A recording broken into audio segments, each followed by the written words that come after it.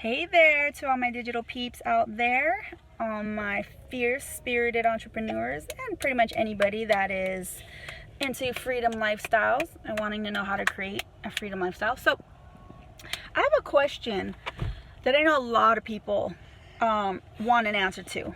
I know for me, actually, it was a question that pretty much until recently has bothered me. About my mission in life, about my purpose. So one of the things that I would question, because I grew up, first of all, I'm going to tell you a little bit. This has to do with religion and your faith and what your higher power is. So my mother grew up in a Catholic family. She was raised with a Catholic background. Although she was a non-practicing Catholic, be quiet. It's quiet time right now. She used to basically feel that me and my brother by default were Catholics as well, except as I got older in my teen years, I was introduced to the Christian faith, and from then I kind of was off and on, not like off and on like, okay, I'm a Christian, I'm not, but I was in regards to me being active with the church and things like that. But there's one thing about me I always did, which was I always prayed, I always spoke to God. Always had a relationship, always had dialect. That changed throughout my adult years. But a lot of the times we're told that we need to give all praise and all thanks to God. And that's fine. I do believe that there's something, right, that put us here purposefully, that there's something that designed us to be here, that created us. So, I mean, I'm gonna obviously give thanks and praise where it needs to be credited.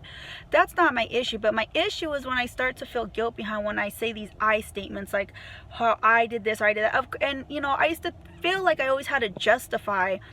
First of all, two things. I always felt like I had to justify after I said, well, I helped this person, but it was because of God. I always felt like I could never. And then I had guilt and shame behind it. Well, like, why? I shouldn't say it was because of me. I should always say, thanks to God, I helped this person. And I feel like, well, I don't always have to do that anymore. I feel like I have my personal thing, relationship with him, and when I speak to him, and my time when I give him thanks. And that's between me and him, and of course he knows. And there will be times when I feel like I do want to say it, and I do say that, and so that's the thing. Like, people will be like, okay, well, how do you know your purpose? How do you know what you want to do? How do you know if what you're doing is right? And all these different questions. And one of the other questions is, one of the things I used to have was, okay, well, right, which is one of the really main statements that people say is, God will provide. God will provide. And I told this, it's not really a joke, but it kind of is. It's a metaphorical thing meant to be funny, but it's really meant to get you to think. It's a story about this man who goes fishing. He falls out of his boat and his boat floats away. He's swimming that he can't get to shore, not to shore, but to land or whatever. And so a boat comes along and asks him, sir, can I help you? And the guy's like, oh, no, thank you. God's going to provide. God will send, help for me. So the guy in the boat says, okay, he goes along. So the guy, he's swimming. He's trying to keep his head above water. He's swimming. He's getting tired. He's doing everything he can right on his part. Shh, tone it down. To stay alive and keep his head above water, basically. And so another boat comes along and he asks, hey, sir, can I help you? Do you want to hop into my boat? You're drowning. And the guy's like, no, thank you. He waves him off again and he says, God will provide. So the guy in the boat goes, okay. And he thinks he's a little crazy, right? So he goes on. So what happens? The guy that's basically drowning is in the water. He drowns. He dies, basically. He dies. He goes to heaven. He meets his maker, and he's like, hey, what happened? How come you didn't come save me? And God's like, I did. I sent 2 fishermen to come save you. And the guy was like, oh. And that's the same thing, right? We all kind of think that we can just say, like, well, if God will be here, God will provide, God will give provisions, then I'm going to be okay as long as I say it. But there's more to it than that. If I stand here and I say, shh, let me step outside real quick because my family's coming back. Was there a bathroom? Uh-oh, okay. So if I stand here and say, God, I'm hungry. Let me see if I could go back here. I don't want to be squinting. And and I say, you know, I'm hungry, and I put my hand out and I say, God, please give me provisions, provide for me. He's not going to, it's just, and maybe he can, maybe he will, but from all the history and experience, right, that, I mean, as long as I've been like, he's never provided it just poof, like, you know, out of thin air, basically. And I've always thought this phrase too, that nothing in life is free. People like to say, oh, that's just horrible. Churches give for free. There's a lot of people that give free. No, that's not true.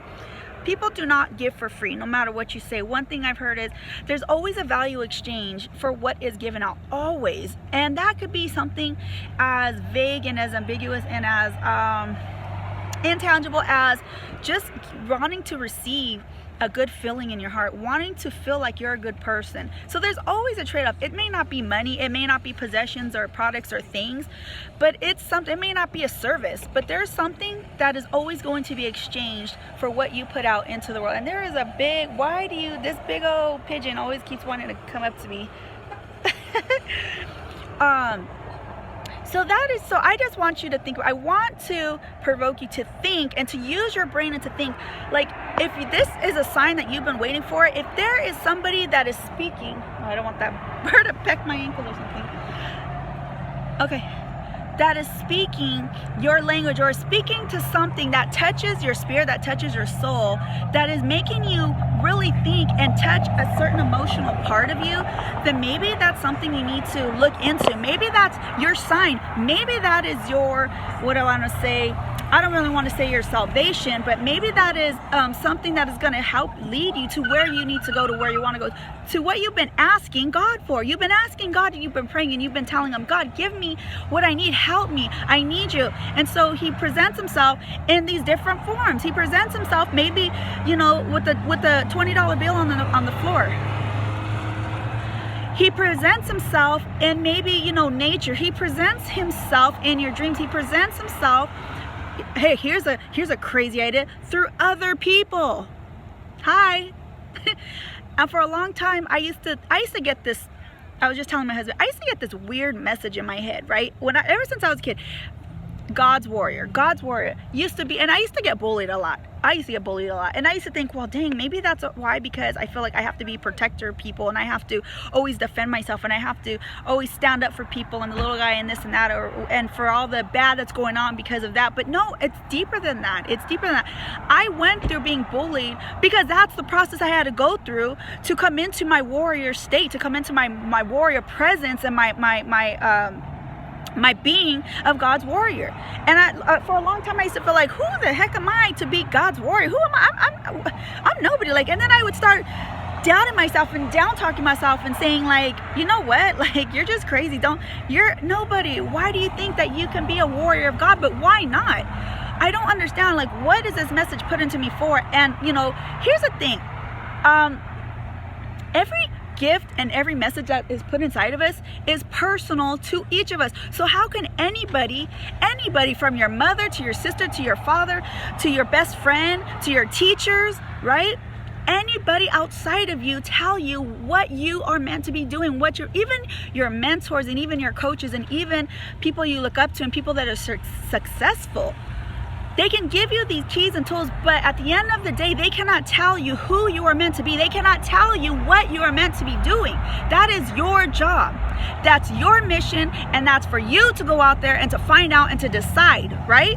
Well, actually, more or less, it's been decided, but there's these little seedlings in you of desires and these things inside of you that are put there for a reason. There because they're supposed to ding you on the head and say, hey, here I am, you know, like come alive, come awake, you know, like, pick one. You have all these different skills and different things that you want to do, but there's something purposeful and major that you need to be out here doing, and you're not doing it, and you're dying. Your soul is dying way before your body's going to die.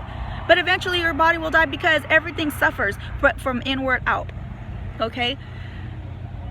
When people start to give up on themselves, you can tell. You can tell in the way they speak. You can tell in the way they carry themselves. You can tell in the way they treat other people.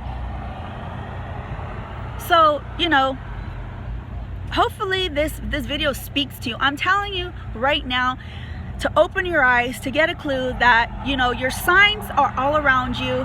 For a while I used to think that signs existed. Then I thought, no, you know what, that's a bunch of bull crap. And no, it makes sense. I finally connected the dots. It makes sense. My message is personal to me. What I have to do is personal to me.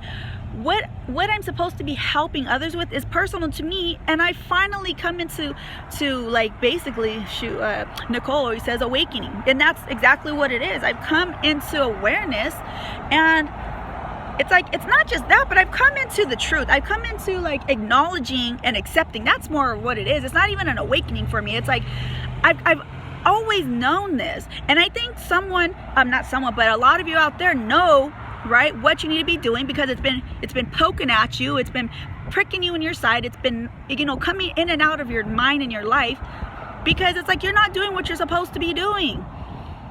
So if you're not happy and you're miserable and you just don't get it, and you're just one of those people that the glass is half empty and, oh, the world sucks, or, you know, what is it, the life's a bitch and then you die, there's something really wrong. Like, seriously, there's something wrong that's not going right. And for all you practical people like that think that you have to see 1 + 1 = 2, I'm sorry, but that is not the way life and the world works. Even though you like to think it like that, even though you all like to put it in a little box, that will only help you so much and so far, and that is a fraction and a piece of the puzzle, but that's not everything.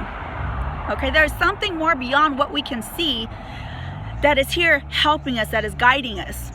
So take note of it. Stop slapping away the hand that you keep asking help for. Okay, take what is being provided to you in front of you and shit, get on it, you know?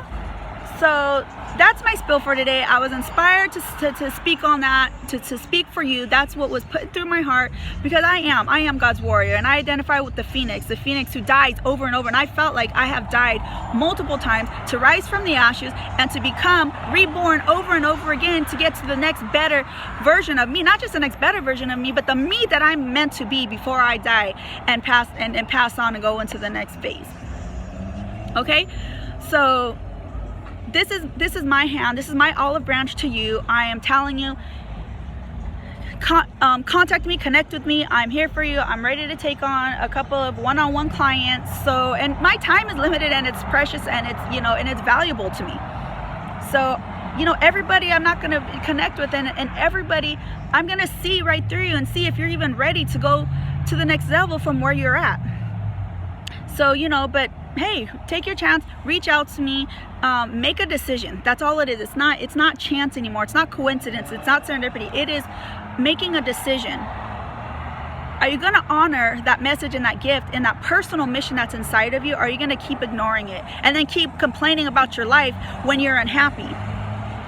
So y'all have a beautiful, blessed, wonderful day. Hopefully you got value from there. Goes that bird trying to get me again.